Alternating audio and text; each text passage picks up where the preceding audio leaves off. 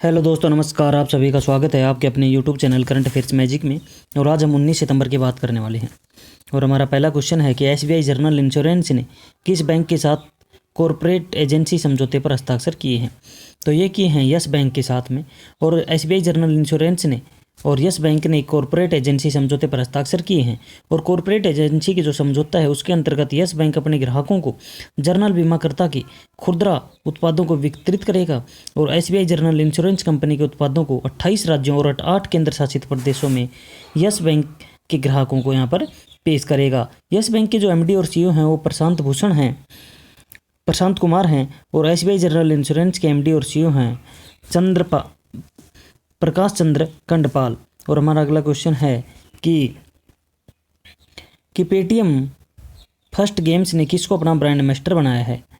तो ये डिजिटल वित्तीय सेवा प्लेटफॉर्म पेटीएम, इसकी सहायक कंपनी पेटीएम फर्स्ट गेम्स, इन्होंने क्रिकेट के दिग्गज सचिन तेंदुलकर को अपना नया ब्रांड एम्बेसडर बनाया है। और तेंदुलकर गेमिंग प्लेटफॉर्म पीएफजी और सभी फैटिन्स खेलों और क्रिकेट, कबड्डी, फुटबॉल और बास्केटबॉल को प्रोत्साहित करेंगे। और पेटीएम ने 2022 तक आईपीएल का आधिकारिक एम्पायर साझेदार है और भारतीय क्रिकेट का टाइटल प्रायोजक भी ये रह चुका है। पेटीएम के अध्यक्ष हैं अमित नैयर और पेटीएम के संस्थापक हैं विजय शेखर शर्मा।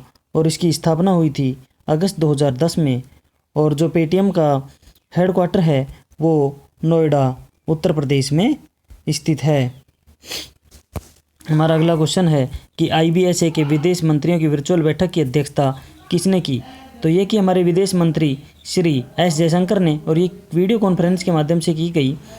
और इस बैठक के दौरान भारत, ब्राज़ील और दक्षिण अफ्रीका ने संयुक्त राष्ट्र सुरक्षा परिषद में व्यापक सुधारों की गति तेज करने के लिए अंतर्राष्ट्रीय समुदाय के प्रयास सुदृढ़ करने पर बल दिया गया। और मंत्रियों ने ग्लोबल साउथ के साझा प्रयास के रूप में संयुक्त राष्ट्र सुरक्षा परिषद के सुधार पर आईबीएसए संयुक्त मंत्रिमंडल को व्यक्तित्व यहाँ पर अपनाया गया। हमारा अगला क्वेश्चन है कि लोकसभा में सांसद हैं उनके वेतन में कितने % की कटौती का बिल पारित हुआ है।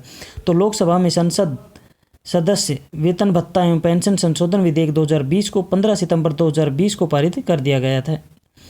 और यह विधेयक कोविड-19 महामारी से उत्पन्न तत्काल वित्तीय आवश्यकताओं को पूरा करने के लिए सभी सांसदों के वेतन में 1 अप्रैल 2020 से 1 वर्ष की अवधि के लिए 30% की कटौती करने की यहाँ पर मांग की गई है। और संसद सदस्य वेतन भत्ता पेंशन संशोधन विधेयक 2020 अध्यादेश संसद सदस्यों के वेतन भत्ते और पेंशन संशोधन 2020 की यहाँ पर जगह लेगा। और यह अध्यादेश को 6 अप्रैल 2020 को केंद्रीय मंत्रिमंडल के द्वारा मंजूरी भी दी गई थी। हमारा अगला क्वेश्चन है कि यूबीएस सिक्योरिटीज ने वित्त वर्ष 2021 में भारत की जीडीपी कितने % रहने का अनुमान लगाया है। तो यूबीएस सिक्योरिटीज ने जो वित्त वर्ष 2020-21 है इसमें भारत की जीडीपी -8.6% गिरावट का अनुमान यहाँ पर इसने लगाया है। इससे पहले इन्होंने जो अनुमान लगाया था वो था -5.8%। हालांकि यूबीएस सिक्योरिटीज ने अगले वित्त वर्ष यानी फाइनेंशियल ईयर 2022 में जो भारत की जीडीपी है उसमें 10% की दर से बढ़ने की संभावना भी यहाँ पर जताई है। जो यूबीएस सिक्योरिटीज़ है ये एक चीनी निवेश बैंक है और एक ब्रोकरेज फर्म है और इसका हेडक्वार्टर बीजिंग, चीन में स्थित है। हमारा अगला क्वेश्चन है कि चौथे वैश्विक आयुर्वेदिक शिखर सम्मेलन का उद्घाटन किसने किया है। तो ये कि हमारे उपराष्ट्रपति एम वेंकैया नायडू ने। और इन्होंने emerging opportunities for Ayurveda during pandemic के विषय पर एक वर्चुअली यहाँ पर वैश्विक आयुर्वेद शिखर सम्मेलन आयोजित किया गया और उसके चौथे संस्करण का उद्घाटन किया गया। और इस शिखर सम्मेलन का जो उद्देश्य है वो आयुर्वेद प्रतिरक्षा मॉडल को वैश्विक स्तर पर हेल्थ एज वन और इम्यूनिटी थ्रो आयुर्वेद के नाम से समाधान के रूप में यहाँ पर प्रदर्शित करता है। इस वैश्विक आयुर्वेद शिखर सम्मेलन का जो आयोजन है वो CII यानी भारतीय उद्योग परिसंघ केरला के द्वारा आयुष मंत्रालय, आयुर्वेद, योग और प्राकृतिक चिकित्सा, यूनानी सिद्ध और होम्योपैथी की साझेदारी में Ayurveda medical association of India यानी AMAI, भारतीय आयुर्वेद चिकित्सा निर्माता संगठन AMMOI और आयुर्वेद अस्पताल प्रबंधक संघ AHMA के सहयोग से किया जा रहा है।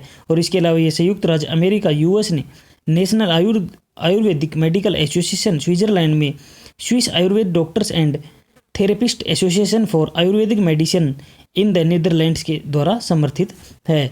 आयुष मंत्रालय के राज्य मंत्री हैं श्रीपाद येसो नाइक। हमारा अगला क्वेश्चन है कि ऑनलाइन पोकर प्लेटफॉर्म 9 स्टैक्स ने किसको अपना ब्रांड एम्बेसडर बनाया है। तो इन्होंने बनाया है अपना ब्रांड एम्बेसडर सुरेश रैना को, और इस साझेदारी के बाद सुरेश रैना के ब्रांड के आगामी क्रिकेट अभियान में देखा जाएगा।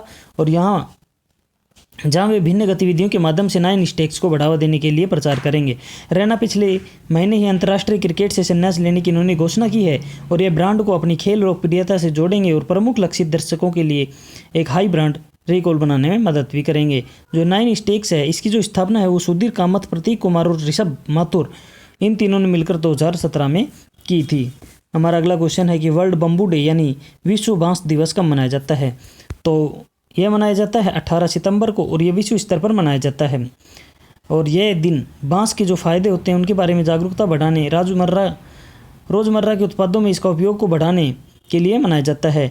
और वर्ल्ड बम्बू डे 2020 की 11वीं संस्करण की थीम थी बम्बू नाव। और विश्व बांस संगठन का हेडक्वार्टर एंटवर्प बेल्जियम में स्थित है और उसकी स्थापना हुई थी 2005 में और उसके कार्यकारी निदेशक हैं सुजैन लुकासा। हमारा अगला क्वेश्चन है कि इंस्टीट्यूट फॉर मैनेजमेंट डेवलपमेंट ने Singapore university for technology and design के साथ मिलकर स्मार्ट सिटी इंडेक्स 2020 जारी किया है। इसमें शीर्ष स्थान पर कौन रहा है? तो इसमें शीर्ष स्थान पर रहा है सिंगापुर, इसके बाद हेलसिंकी और फिर तीसरे नंबर पर यहाँ रहा है ज्यूरिख। और इसके अंदर है एक 2020 में 109 शहरों का यहाँ पर सर्वेक्षण किया गया था। और स्मार्ट सिटी इंडेक्स 2020 में हैदराबाद भारतीय शहरों में शीर्ष पर रहा है और इसमें 85वें स्थान पर रहा है ये। और स्मार्ट सिटी इंडेक्स 2020 में भारतीय शहरों की रैंकिंग में गिरावट भी देखी गई है, क्योंकि जो हैदराबाद है वो पहले 85 नंबर, अब की बार 85 नंबर पर रहा है। 2019 में वो 67 नंबर पर था। नई दिल्ली जो 86 नंबर पर है वो 2019 में 68वें नंबर पर था। मुंबई जो अब 93 स्थान पे है वो पहले 78वें नंबर पे था। और जो बेंगलुरु 95 है वो पहले 79वें स्थान पर था। हमारा अगला क्वेश्चन है कि किस होम फाइनेंस कंपनी ने अपना घर ड्रीम्स होम लोन योजना का शुभारंभ किया है? तो ये किया आईसीआईसी होम फाइनेंस ने। और आईसीआईसी होम फाइनेंस ने दिल्ली के अनधिकृत क्षेत्र में कुशल मजदूरों जैसे इलेक्ट्रीशियन, मैकेनिक, पेंटर, किराना स्टोर मालिक आदि के लिए नई होम लोन योजना अपना घर ड्रीम्स की यहाँ पर शुरुआत की गई है।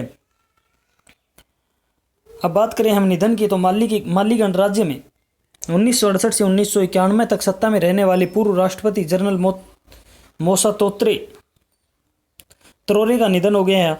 और उनका जन्म 1936 में कायस में हुआ था, कायस माली में। और ये एक पूर्व सैन्य नेता भी थे।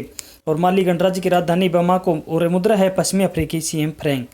और दूसरे हैं भारतीय रिजर्व बैंक में सबसे कम समय तक काम करने वाले गवर्नर अमिताभ घोष, जिनका निधन हो गया है। उन्होंने 15 जनवरी 1985 में 9 फरवरी 1985 के दौरान 21 दिनों के लिए भारतीय रिजर्व बैंक के 16वें गवर्नर के रूप में उन्होंने कार्य किया था। और यह एक ऐसा समय था जब अमिताभ घोष आरबीआई के डिप्टी गवर्नर के रूप में कार्य कर रहे थे और 17वें आरबीआई गवर्नर आरएन मल्होत्रा को प्रभार सौंपे जाने की प्रतीक्षा कर रहे थे। अगले हैं कर्नाटक के राज्यसभा सांसद अशोक गस्ती। इनका कोविड-19 के कारण निधन हो गया है और इनका जन्म 1965 में हुआ था और वे कर्नाटक के रायचूर जिले के थे। और पहली बार उन्होंने जुलाई 2020 को राज्यसभा सांसद के रूप में शपथ ली और उन्हें रायचूर जिले में भाजपा को जीत दिलाने का श्रेय भी दिया जाता है। तो धन्यवाद दोस्तों, आज के लिए इतना ही। मिलते हैं नए वीडियो में नए अपडेट के साथ। तब तक पढ़ते रहिए, बढ़ते रहिए और आपके अपने YouTube channel current affairs magic को सब्सक्राइब करना ना भूलें। धन्यवाद।